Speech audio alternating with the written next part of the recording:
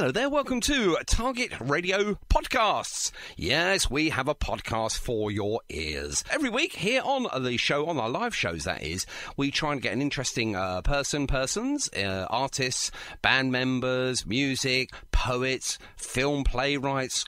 We even get, we'll try and get everyone. We'll try and get everyone that's interested in our genre of music that we portray here on Target Radio. So what we do is sit them down, we have a telephone interview, sometimes a live interview, and we discuss all things in their profession. So stay tuned here. This one is an absolute blast. You're going to love this, and I'll be back at the end to obviously, tell you what's coming up in the very near future. So I am the pod father. I will now tell you that this is Target Radio Podcasts. Don't forget to check us out on iTunes, and if you think we deserve it, don't forget to leave us a 5-star rating. That would be rather nice. Thank you very much indeed. So over to me, Cookie, and obviously to Andy Top Walker as well.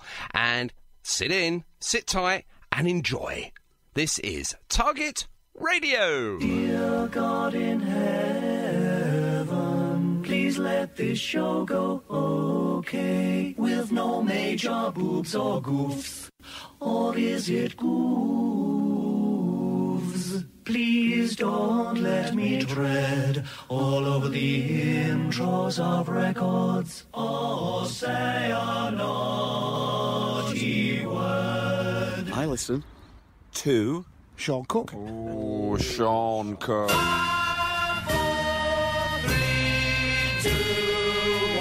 We'd like to say that, in our opinion, it is not suitable for children or for those of you who may have a nervous disposition. Oh, Sean Cook. And a very good evening. Welcome. It's 7 o'clock. It's the 9th of June, 2020. And I'd just like to say a big, massive shout out there to the Tommy Clark. What a great show, mate. Thank you. Anyway, for the next couple of hours, you've got me. I'm sorry. Okay. I don't know what I'm laughing at. I'll share it with you another day. Okay. Stop doing that. Anyway, on tonight's show, we got some great music. We have. We got the Jam. We got some Daz Kent. We've even got some Wilco Johnson and some Roger Daltrey as well. We might even have something from Psykobilly as well. Oh, really? Of course, I'm talking about Mr. Bill Newton. He's coming on a little later, but he's coming on around about 7:30 this evening. So looking forward to having a chat with Bill and about his fantastic collaboration with the AB Records. And of course, pioneering that is Mr. Tom Hilton. Do you know, we'll have to speak to Tom as well.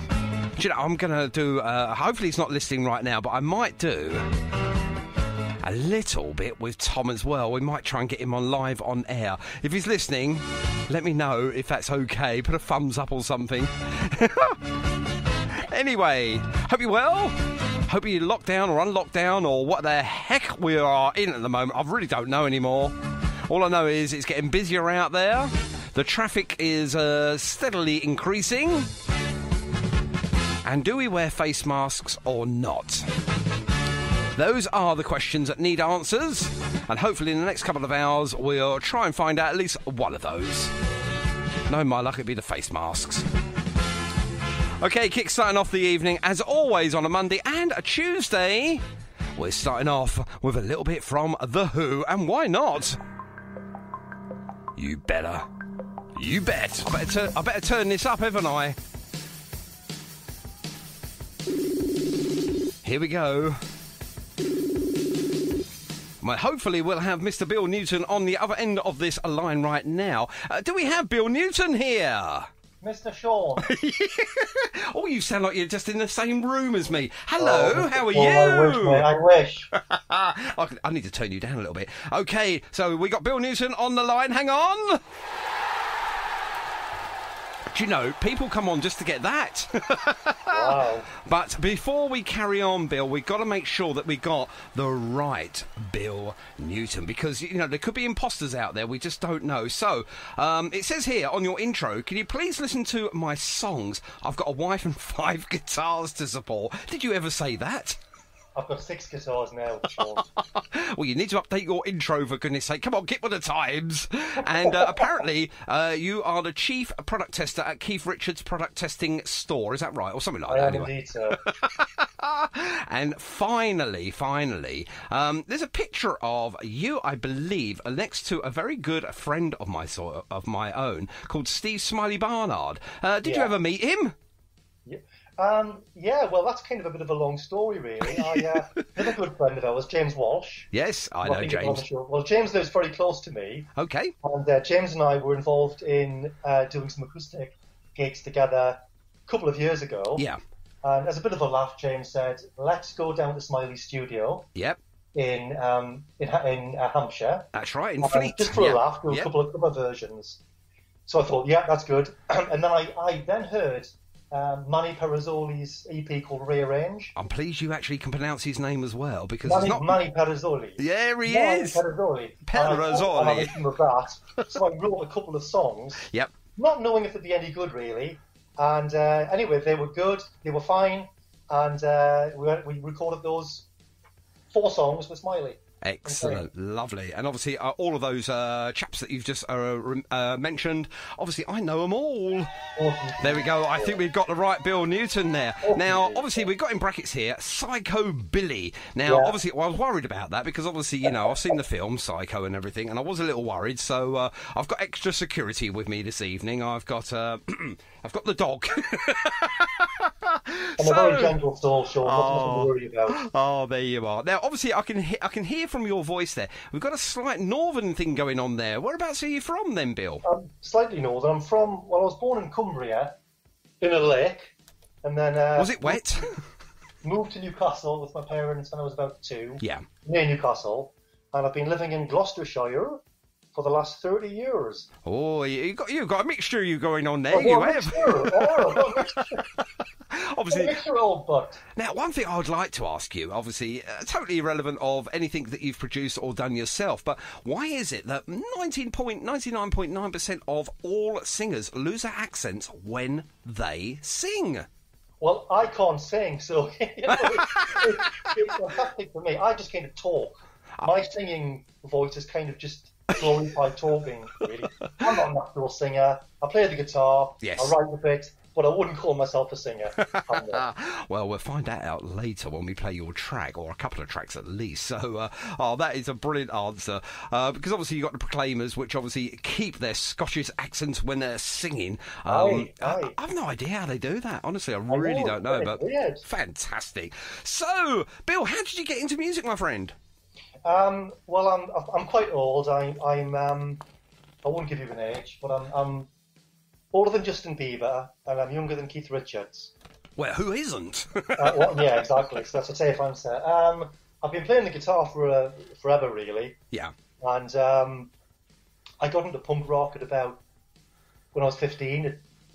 In 1977, it came on the scene. Yep. And music was, I mean, okay, you had Bowie and you had T-Rex and you had the Stones and you had some decent bands, but the mainstream was just really, really terrible in the 70s in England. And then punk came along and changed all of that. And so my kind of guitar playing was the kind of 3 chords, really. Yeah. For a long time. I then started to take things a bit more seriously, and I formed a band with my brother on bass guitar and a couple of friends in Newcastle called Silent Scream. And we did a couple of demos with Chaz Chandler. And it could have maybe gone on to bigger things, but we were very young, hadn't been kissed, you know. And we split up. I'm feeling sorry for you now. We split up. Sorry? I'm starting to feel sorry for you now.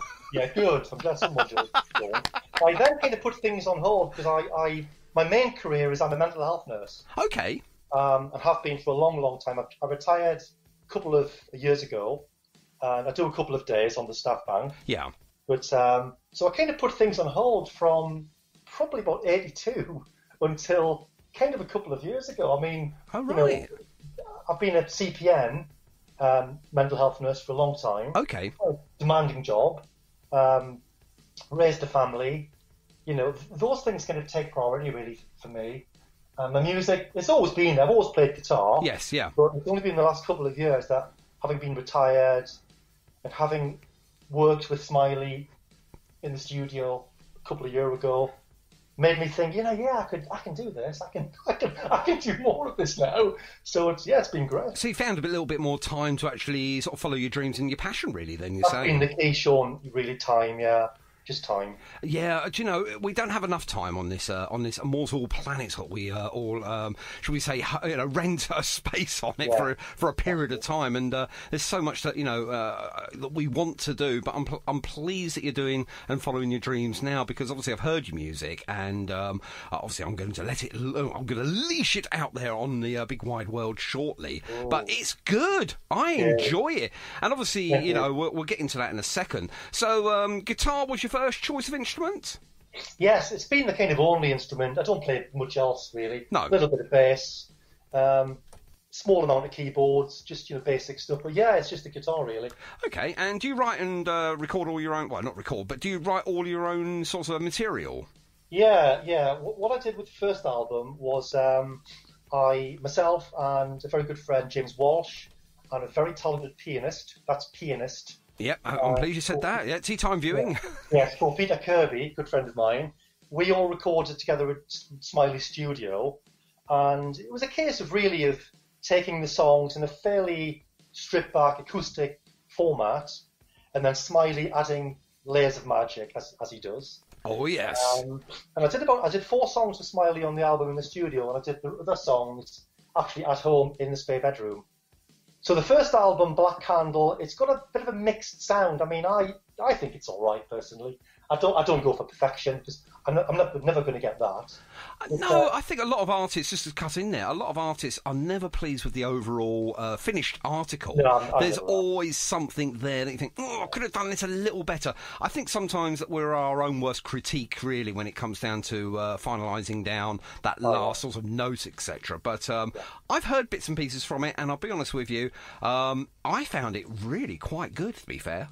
Well, thank you, Sean. No, very welcome. I mean, 10 songs, a unique dark vibe. I'm reading this now, obviously. Psykobilly mixes a compelling fusion of influences, including, wait for this, ladies and gentlemen, 70s punk, 80s electro pop, pure rock and roll, and iconic ballads such as Dylan, Bowie, Morrissey, and Scott Walker. I mean, obviously you had to put Scott Walker there because it could have been a couple of Walkers, but no, fantastic. And obviously being a debut album, to list just Dylan, Bowie, Morrissey and Walker on there, come on, there's got to be something good in there, and it is. There is. I didn't actually write that. I didn't write that.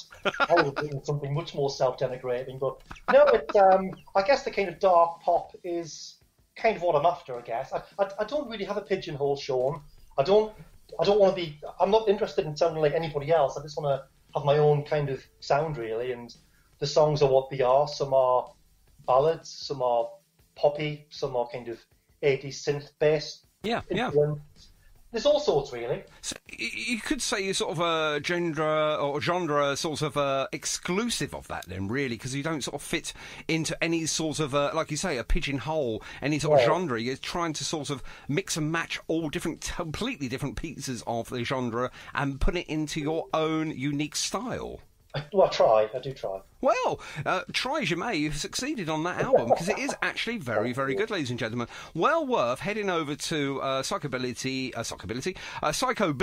official.squarespace.com. There you go, nice little cheap plug for you. There's your website, and you can obviously purchase it there. You can actually listen to it online as well. You can listen to bits and pieces on there as well, which obviously I've done. And sometimes just listening to bits and pieces makes you want then the full length. So go over there and have a listen to that.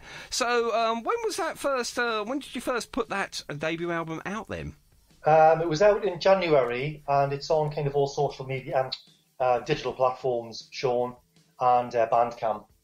Okay, lovely. I'm never going to get rich. I mean, you can't believe it's had The album's had 2,000 streams in 6 months. That is fantastic. Well, I've had $18 back from that. And you know how much a dollar is worth in pounds these days? Yeah. Not an awful lot. Yeah. $18 for 2,000 streams. I think at the end of the day, though, I speak to a lot of musicians here on the show, and I think, you know, when we talk about sort of like brass tacks and money and everything, everyone says exactly the same thing. It's not about the money. It's not about that. It's about your music. It's about getting you out there, and most importantly, it's something you really enjoy, and it's something that's sort of there for you to do and put your mark in the world. Yeah. Yeah. So will you stop doing that? Who's messaging me now? Now that is Tom Hilton. Yes, we were going to try and get him on, and he said, just seen this, listening, but babysitting a poorly 4-year-old this evening. We'll have to get something sorted out very, very soon. Thank you, Tom. We will get you on, and I'll mention you again in a short while as we go through this interview. Yeah, we'll mention Tom again in a second, because obviously you've worked with Tom, and again, we'll talk about Tom as we get through the interview. Okay. Yeah, just going through your Facebook page and everything. I'm spying on you now. You've got loads and loads of stuff on here. No, it's good. You've got loads of stuff on here. And again, like you say, you're very open-minded, just going through all your sort of pages here. Lots of sort of like stuff promoting the brand new track, which we will play at the end of the interview today. But you sort of got like a little camp going on here. I mean, you mentioned a couple of names before with Tom Hilton. And, of course, you mentioned Manny Pezzaroli. I can say it as well. It took me about a year, but I got there in the end. And I've actually worked with Manny as well. Down in Brighton last year. He's an absolute diamond. Really lovely fella. He really is. And Darren J. Connett, have you worked with him? Yeah. I know, friends on Facebook, heard his albums, they're brilliant. Oh, yeah, another good singer-songwriter. Great singer-songwriter. So you're in a great company, and obviously James Walsh I've known for quite a few years now, and a fantastic fella. He does look a bit locked down at the moment with his white growing beard. What's that all about? What's that all about? Very avuncular, doesn't he? Is a avuncular kind of image he's coming through. I think it suits him, actually. I do, actually, because obviously I've seen him fairly bald and very clean-shaven before, and now he's fairly bald, yes, like that. And possibly wearing mascara, but that's a story for another day. Yeah. You know where I am with that one. So, you know, you've sort of affiliated yourself with quite a few decent musicians. Now, tell us a little bit about the Caretaker Studios, if you can. Yes. Well, the first album with Smiley was great. I mean, you know, but it's very tricky travelling at the minute. I mean, with the lockdown, and I mean, Hampshire's not the end of the world. It's only a couple of hours drive. Yes, of course, yeah. Tom Hilton from Aldora Britain Records, head honcho, who's he's a bit of a hero of mine, Tom. Okay. Just more about him later. But he actually recommended that I approach Phil Sorrell, who's the head honcho at Caretaker Studios in London. Yes. And Phil has worked with many, many great artists like Darren J. Connett, like Manny, bands like Maze, not French Boutique, Alna, for example, John Donegan, another hero of mine. And Phil and I were talking, and he said, look, send me the tracks over, the guide tracks. Yeah. Just you singing and your guitar and a click track. And I'll do the rest. I thought, yeah, you'll do the rest. And my God, it's been absolutely fantastic. Yes. Phil is a genius. I mean, I sent him I think they're fairly anemic sounding, basic stripped back songs, nothing much to them. And he's able to orchestrate this kind of cinematic sound, which is what I'm after. One clean, cinematic. It's amazing. Do you know, I think he actually has a magic wand. I'm really convinced he has one. I think he probably Now, obviously, I had a very similar conversation yesterday with one of your band camp stable mates, which was Darren Tuck, and he said pretty much exactly the same thing. That they were sort of like sending, strips of their music to Phil, and then obviously it was coming back almost, not unrecognisable, but almost unbelievable, I think the word that we used there. And, he said it's like a magic man. It's incredible. I mean, he plays everything. I mean, all I do is write the song, do the vocals, which then need a lot of processing and what have you, because my natural vocals are awful, and he does all the rest. So I mean, it's 10% me and 90% Phil, and that's not me just saying that. That really is what I think. And also, Phil's daughter Izzy provides backing. She is amazing. Excellent. I mean, it's kind of a real family vibe. I mean, with with caretaking, you get a real sense of it being like a family, and everyone's there for each other and supporting, encouraging, and I'm really happy there. It's fantastic. Brilliant. And tell us a little bit about the. Obviously, we're talking about the new single very shortly, but obviously, I've had a quick look at the video as well. And I'll be honest with you, I haven't looked for it all, but it looks really quite complex, and it's very clever the way it's done. And I believe this was done by Trevor Johnson.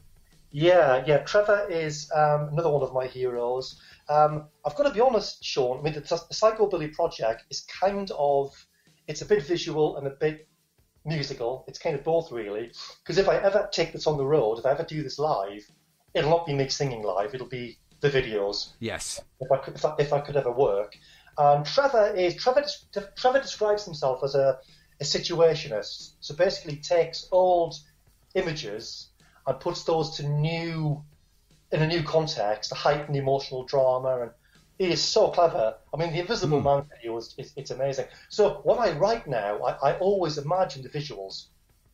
So I'm writing thinking, how's Trevor going to do this? Can I use this word, that phrase? And it's really helpful. That might sound a bit weird. Yeah. It's such a helpful process for me as a songwriter. Absolutely.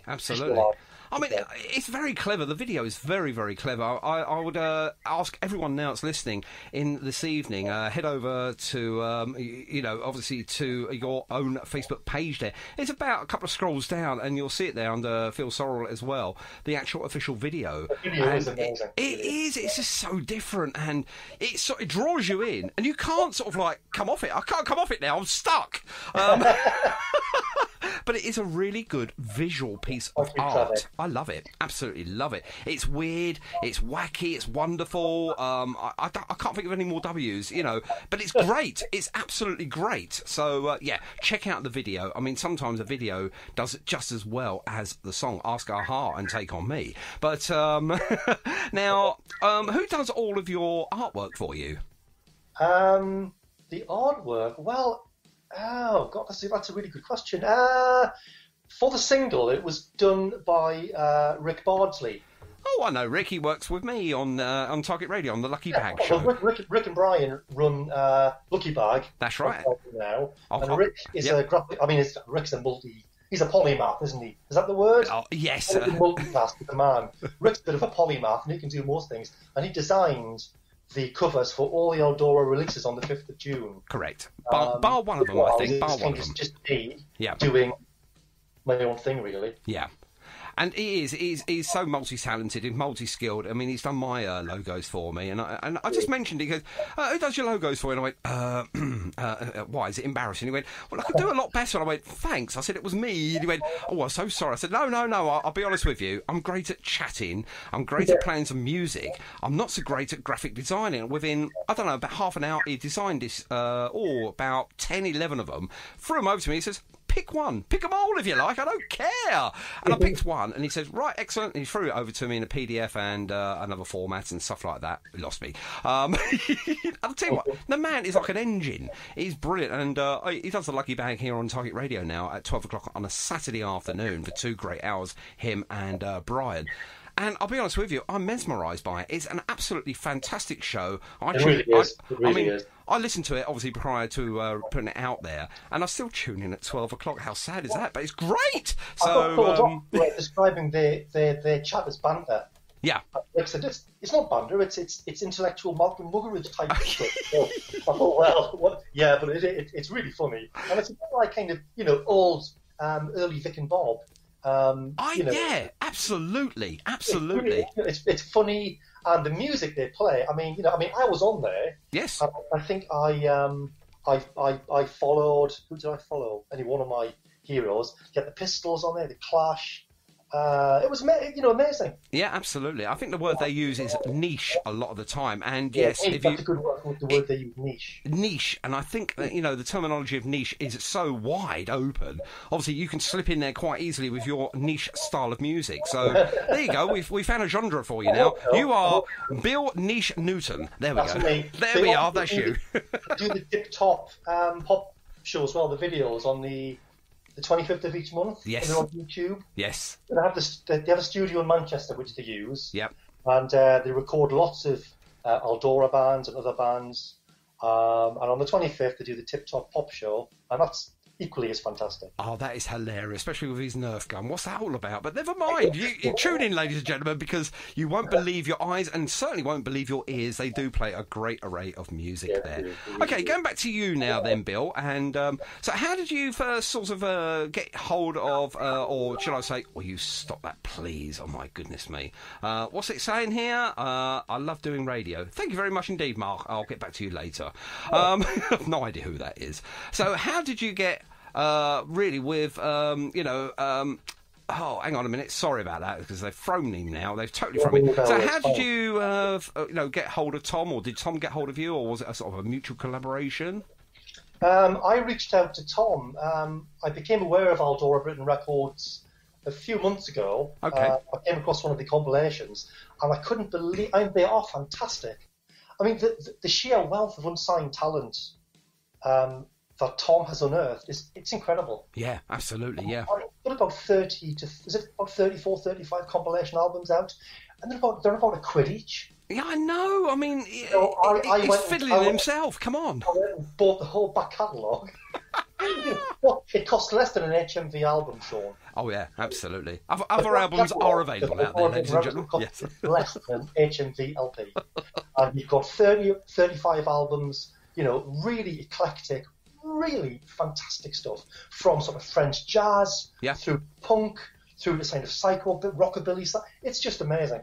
It's a little everything, and like you say, you spend that. You know, at the end of the day, you're going to find half a dozen in there that you're really going to enjoy. So, search it out. They're on Bandcamp. You'll find them there. Aldora Britain Records. They're in roughly in the UK, and AB Records is a music easing record label. It promotes and the music of the work of up and coming artists, original artists, I might say as well. So you know, I tip my hat to that, because obviously, he's not making a brass farthing out of that. He can't be.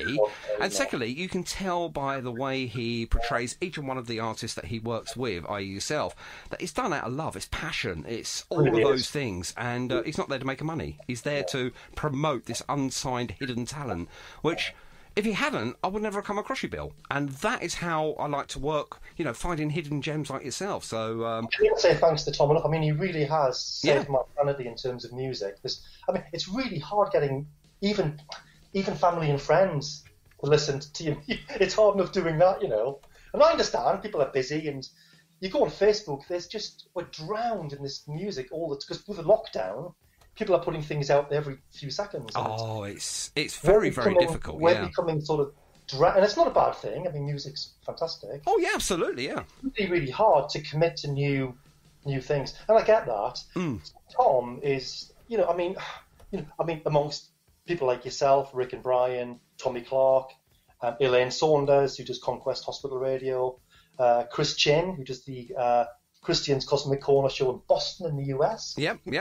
I mean, that's all Tom's networking, really. Yeah, absolutely. The Invisible Man, the single's been played, I think, every night, every day now, for about a week, on different radio stations as far as Boston. Well, there ain't no other radio stations apart from Target Radio. Come on, let's be fair. I mean, it's a great track, obviously, Invisible Man. I mean, obviously, it pretty much is not what it is now, because obviously it's very visible. Everyone's hearing it. Everyone's now seeing it, obviously, with a very, very great video that accompanies it as well. I mean, you are literally elevated. You're rocket strapped, whatever the case or the terminology may be. You know, it is absolutely fantastic. So you must be very, very proud of yourself in relation to that. I mean, I am. I try not to, get too my head too much. Obviously, I would say I was quite a down to earth sort of person. I don't tend to even think of myself as a musician. So I'm a mental health nurse and a father and a husband first and foremost. Of course, yeah. It's really, but I don't see myself as I'm a musician. I'm this kind of, not at all. I'm just very lucky to have such good people around me. To work with. Yes. So I couldn't do it by myself. No. I mean, obviously, it's very difficult. I mean, you do have to rely on a network of people, obviously your friends, your family, mostly. But then, obviously, friends of friends, and then colleagues of friends, and then, industry experts that are out there, such as Tom, it works very, very well. And, I've noticed now, obviously, with Facebook, it's not so much about, I've had a bacon butty this morning, and shall I show you my bruised kneecap? It's more about promotion of unsigned talent. It's about, artists that are not just musical artists, any sort of artist. Whether you're the next Banksy or indeed the next, Leonardo DiCaprio actor type person. It's more about that now than about sort of like, I've had a bacon butty this morning. I bet you wish you were here to have one with me. Well, yes and no. It's not about that so much now. And I've noticed that Facebook has grown up a little bit. Not completely, but from my realm, what I follow, what I look at, it is more for me, it's tailored for me, it's catered for me. So you do get the odd little glitch in there and a few F's and Jeffs in there and stuff like that. I just generally skip by all of that, I don't need to hear all of that or see that. So, no, Facebook works for me, is in the radio, and obviously Facebook is working for yourself as well. It's getting your material out there, and for ears and eyes open to your material back catalogue and stuff like that. So tell us a little bit about your songwriting process then. So how does it start for you? Do you have an idea? Do you write it down, or is it a chord on a guitar or something first? I'm not really sure I've got one. I'm not really sure. I guess I have. I always start with a really simple hook or a few words that kind of go well together, and it kind of grows from there, really. I'm not the sort of person who could... if you said to me, here's the whole set of lyrics, write the music, I just couldn't do that. I haven't got that sort of brain to do that. But I can work from a very simple, a simple refrain or a simple couple of chords or a simple hook, and I tend to go from there. Okay. So I keep going out and out and out. So are you old school when it comes to pen and paper, or are you more sort of tablet now and iPhone or whatever, and using that sort of technology to write your lyrics down? Yeah, I tend to. If I play something which I think sounds okay on the guitar, I'll record that on my iPad. Otherwise, I'll just forget it because my memory is just, my memory is, you know what it's like. It's not very good. So I just kind of record roughly, and I'll go back to it. And if I forget the hook, I'll think, well, it's no good if I've forgotten it. It can't be that good. If the hook is still there for a couple of days or a week, I think, yeah, it's still there. Yeah, of course, yeah. It's got legs. Well, absolutely, yeah. Absolutely. So, yeah, I don't write profusively. People like John Donegan, who is. You've heard John's stuff, I take it. I have indeed, and some of that stuff is absolutely magnificent. Yeah, magnificent. Yeah. I've been lucky enough to actually do a couple of collaborations with John, and he is just so talented. And again, I haven't got his. He's very prolific. I'm not like that. I might write 12 songs in a year. Yeah. John will write 12 songs in a day. That's the difference. Well, sometimes, 12 songs a day and one of them could be good, or 12 songs a year and all of them are good. So, you've got to look at it that side of the fence, really, I suppose. But, yeah, I know what you're saying. Most, if not all of his songs are bloody great, But I don't think it's, we can sort of like judge one person, on how many songs they write or how many performances they do. I think it's the actual one song they perform on that day. Is it any good? Yes, it is, and that is where, obviously, I like to go and watch live musicians. Do you remember those days when we used to be able to go out and actually go and perform live? Where's the front door? I've forgotten where the front door is even. Well, unfortunately, I've not been in lockdown as much because obviously being a key worker and being out all sorts of hours and stuff like that. It's been rather hectic, to be honest with you. I feel quite sorry for people that aren't able to go out, and I do moan sometimes. I think, oh my God, I want a day off. But I don't get one. And then I think to myself... I was very lucky because growing up in Newcastle in the late 70s, I saw so many. These bands aren't around anymore, but actually some are. Yeah. But, bands like Magazine, Wire... I love Magazine. Come on. Absolutely. The Buzzcocks. I love them. The Associates. Party Fizz too. Come on, what was that all about? I saw all these bands live. Yeah. Newcastle was a fantastic venue, city for live bands, for live music. So I was very, very lucky from a very early age seeing this stuff, which really shaped not just my musical taste, but as a person. Of course, yeah, absolutely. All the old punks I know are lovely, lovely people. Oh, yeah, of course. Appearances can be, obviously, you judge a book by a cover. I mean, we shouldn't, but we do. So we see someone that's sort of 6'3" and, got green spiky hair and, tattoos up to his neck and, and piercings all over. You're going to think twice before asking him for the time. But it could be the most gentlest of people in the world. You've just stereotyped them and think, oh, I don't want to go nowhere near them. Why? It's ridiculous, but people do. Why? I don't get it. But, I suppose that's the sort of the psychological sort of aspect of what we perceive and what we think is safe. We're on our guard, I suppose, against the not the norm, I suppose, but there we are. I think when punk rock came out, it was kind of a real collision of political, socio-economic, not just music, it was everything. It was the fashion, the politics. I just can't see it happening again, Sean. Yeah, I totally agree. I mean, everything's become really sanitised, and I'm not trying to be funny here, but if you listen to Radio 1 for any more than 15 minutes, my soul starts to die. I'm not trying to be rude to anybody who listens to Radio 1. No. On Radio 1, but the kind of stuff that it just all sounds the same. Yeah, I think that's called getting older. That's not me being, listen to me, I'm brilliant. It's just my opinion.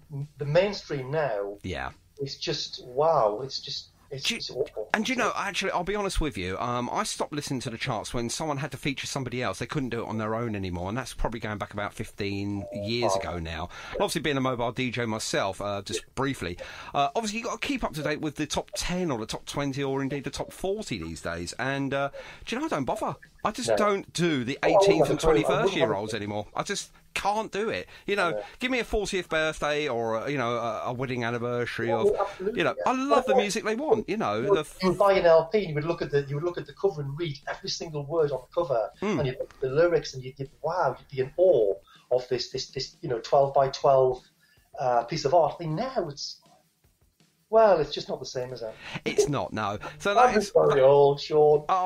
We are getting both. We're getting too old, mate. That's what it is. It's what it's all about. So obviously, with the Tip Top Pop show, obviously going back to that just very quickly, it is a breath of fresh air because they have took that concept. Let's be fair, and they'll deny it, but it's absolutely fantastic because they're playing music for you, for me, and for other people of like-mindedness. That they've had enough of the Justin Bieber of the days and so-and-so featuring this person and DJ whoever, never heard of hand in glove person. We just don't want to hear that sort of stuff anymore. Give it to the kids, fine, absolutely fine. I've got no idea what they're singing, I've got no idea what they're singing about, and none of their music makes any sense whatsoever anyway. And it finishes halfway through a song. What's that all about? Let's have a proper finish on a song. Yes. I'm just an old dinosaur, so what can I say, really? Well, if you're an old dinosaur, I was probably a trilobite just before you, so there we are. There we go. Put that on the T-shirt if you like. I was an old trilobite. Right, okay, so moving forward then, obviously this single is here, it's now, it's present, and it's blooming good. What's next for yourself, Bill? Well, I'm halfway through the second album with Phil Sorrell at Caretaker. Okay.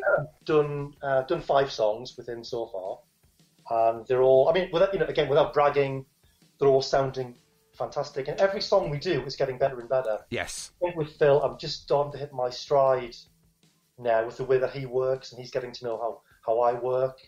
So the Invisible Man was the first song we did. Yes.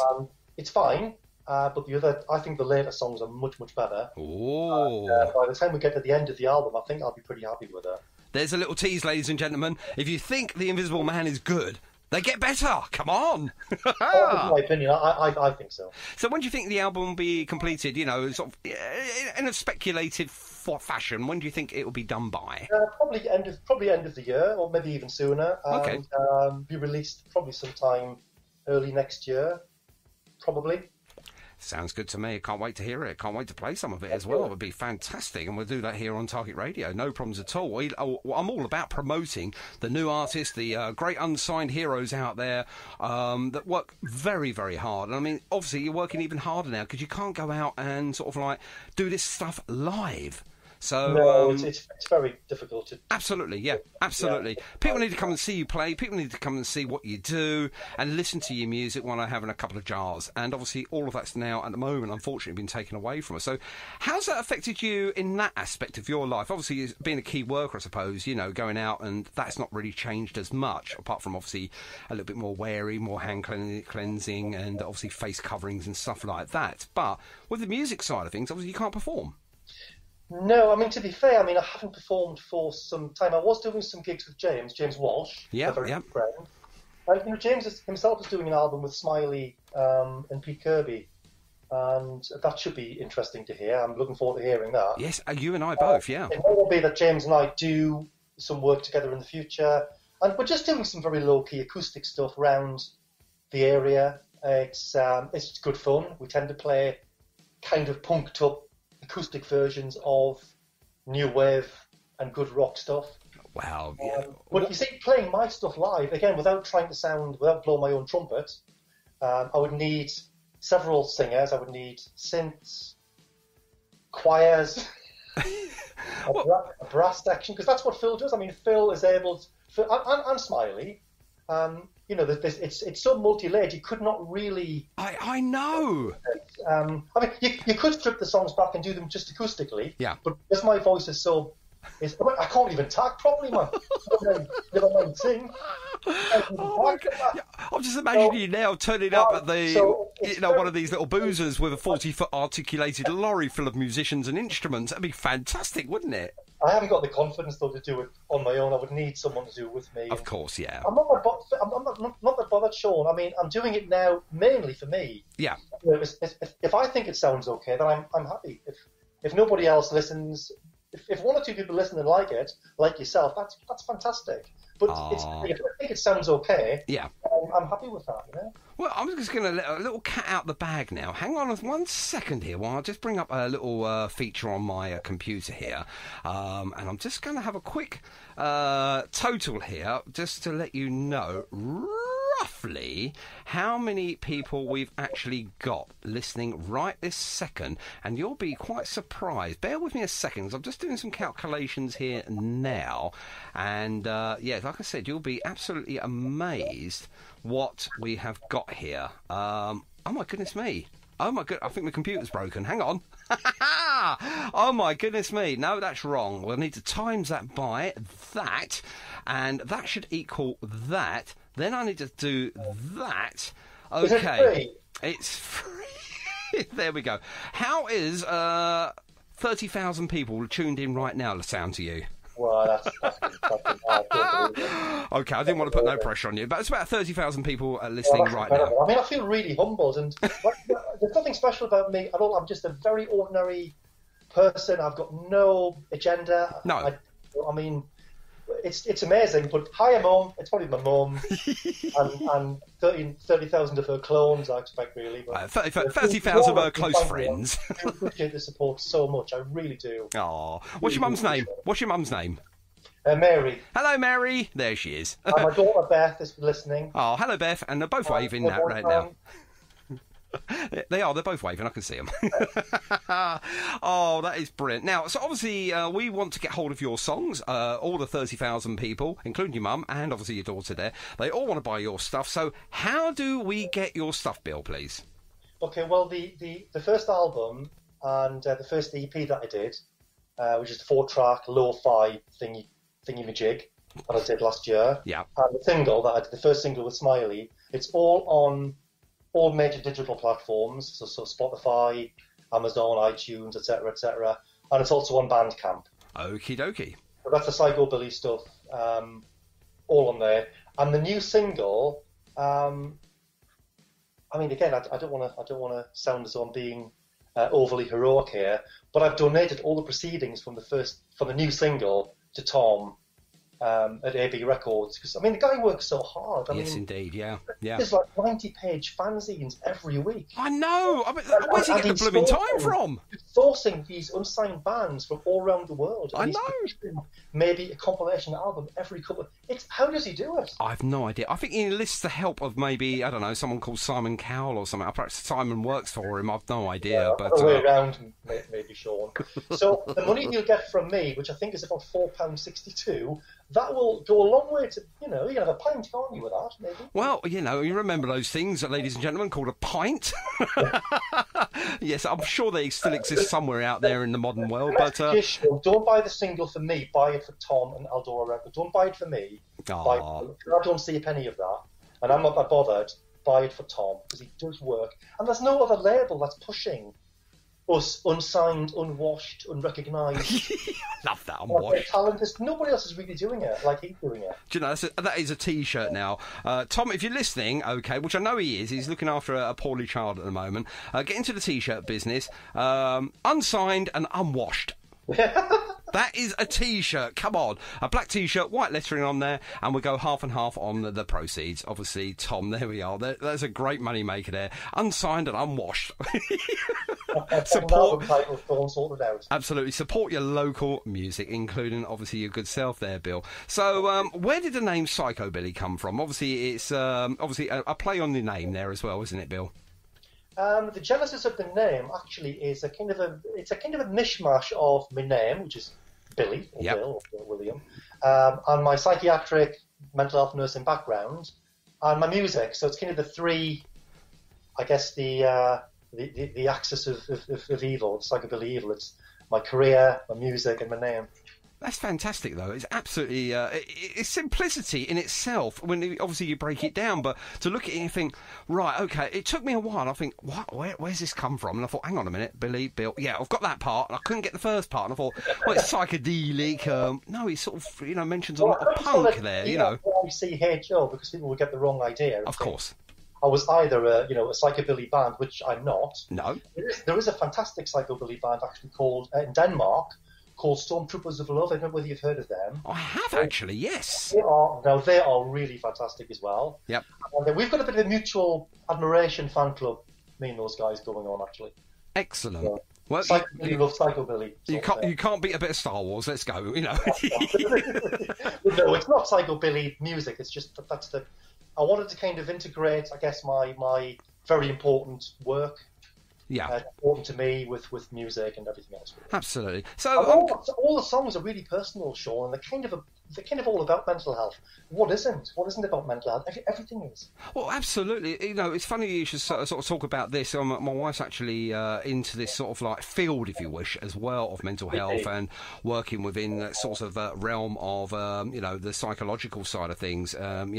Working with people to help combat their own sorts of fears, their own sorts of mental illnesses and things like that, and trying to get them back into the workplace in some sort of shape, form or fashion. I won't dive down that too far because I'll be up to my neck and probably up to me eyes and ears and everything else in it. But I really tip my hat to her because it's a sort of area that I would sort of like personally I would steer clear of it. Not that I'm frightened of it, I just don't know enough about it. But then personally, I think we're all touched somewhere along the line with some sort of mental health problem, or we know someone that has mental health problems. So I think, at the end of the day, we should all be communicating more. We should all be talking to each other.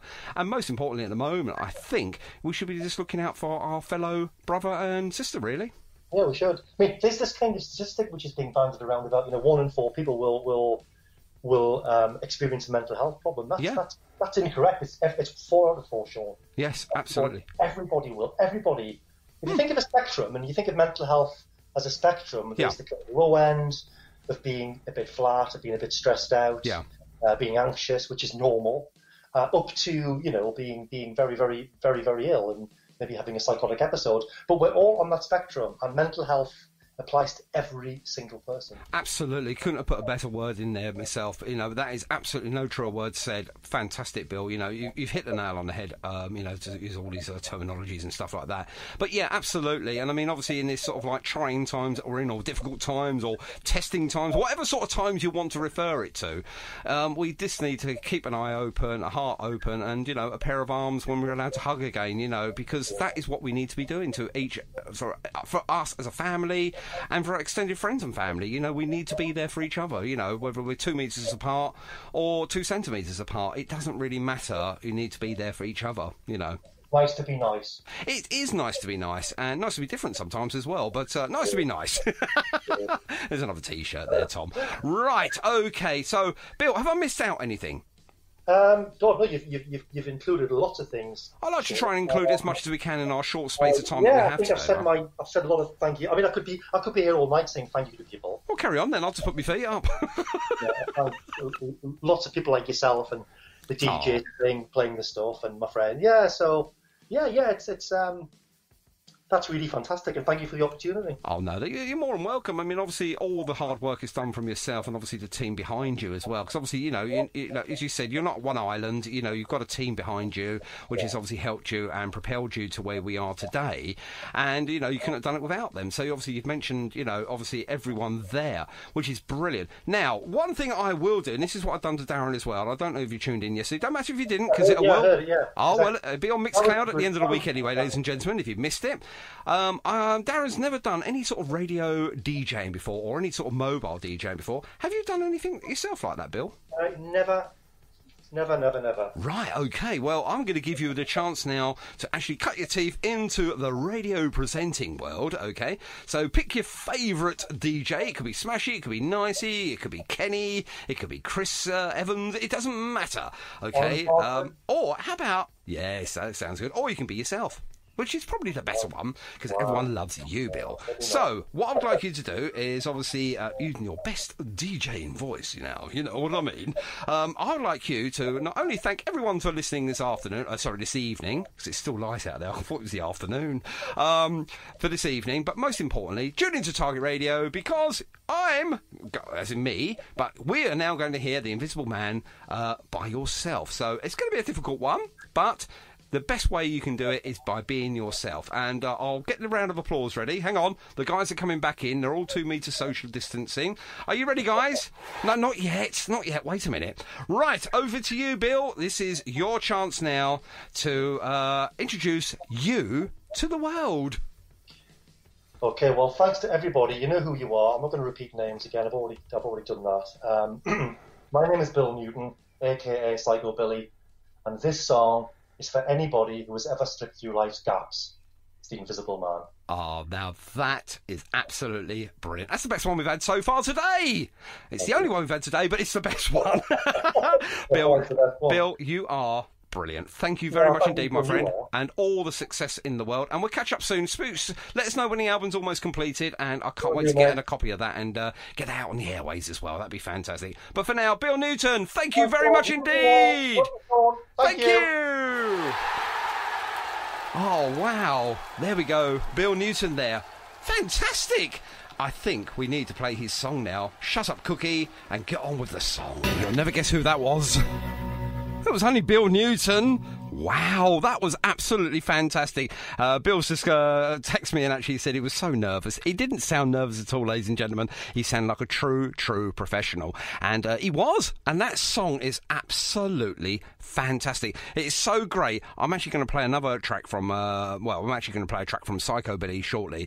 The Heart Is Not a Compass, which I'm looking forward to listening to. But, okay, let's talk about Aldora Britain Records for a second, because we touched on it very earlier in our interview with the marvellous Bill there, and it's absolutely fantastic. They've got so many, as he alluded to, so many different artists out there. They're fantastic. There's so many greats out there, and as I say, they're so cheap to buy. So go over to the Aldora Britain's Records.bandcamp.com right now and have a look and see what's there. You might want to just do what Bill done and buy the lot, about £30, and you've got so much great, talented musicians out there. Well worth your 30 quid. I mean, what are you going to spend £30 on these days? A couple of pints down a pub? That's right. You can't go to the pub at the moment, so you do yourself a favour, throw 30 quid that way and get yourself some fine, great music, including Darren Tuck and, of course, our guest this evening, which was Bill, and I'm losing my voice, and we're talking to Bill for a good over half an hour, talking about everything, putting the world to rights. But what I failed to mention about, and forgot to talk about really his back catalogue, and we just sort of like touched on Black Candle, but head over to Bandcamp now, or indeed his own profile on Bandcamp, which is psykobilly.bandcamp.com. Have a look at Black Candle, £7. There is 10 brilliant tracks on there. I'm going to play one off there right now. And this one is actually called Leave It All Behind. I heard this earlier in my car and I thought, wow, this actually is a really good track. So I've changed my mind. I'm not playing the one that I previously was going to play. I'm going to play this instead. I think you might enjoy the change. And if you want to buy this digital album, £7. Come on. That's nothing. You've all heard of Smiley Barnard. Well, that's him on the drums and also bass and backing vocals all at the same time. The man has many talents and loads of hands. Okay, hopefully we're going to get Bill Newton to open up his Facebook music page again, and that way then I can share that page to, millions of you out there. I'd like to say thank you very much indeed to our very, very special guest this evening. What do you mean you've missed it? What you like? Honestly, I can't believe you've missed it. Well, Bill Newton will be back on your airwaves from this Friday via Mixcloud on the Listen Again feature. And of course, if you've missed any of our features over the last few weeks, head over to Mixcloud. They're all on there. And if you are a podcast lover, we will get that up on the podcast as well. So subscribe to iTunes, look out for Target Radio, and let me do the magic. Okay, thank you very much indeed. I'll see you on Friday. Take care. We've got The Who following us. Who? And we're back, yes. And what did you think of that for an interview? Wasn't it great? We found out so much. Anyway, thank you very much indeed for joining us for the Target Radio podcasts. I am your pod father. That is me, Cookie. Don't forget to rate us on iTunes if you can, please. If you think we deserve it, 5 stars, please. It does help with the future of Target Radio. Don't forget you can join me every single Monday from 7 through till 8, and then I'm back again on Tuesday 7 through till 9, and then Fridays as well, live here in the studios between 7 and 8. Check out all of our great shows here on Target Radio, and as I say, please, please, please support local artists and the unsigned band. Until next time, thank you very much indeed. Take care, and we'll see you soon. Bye-bye.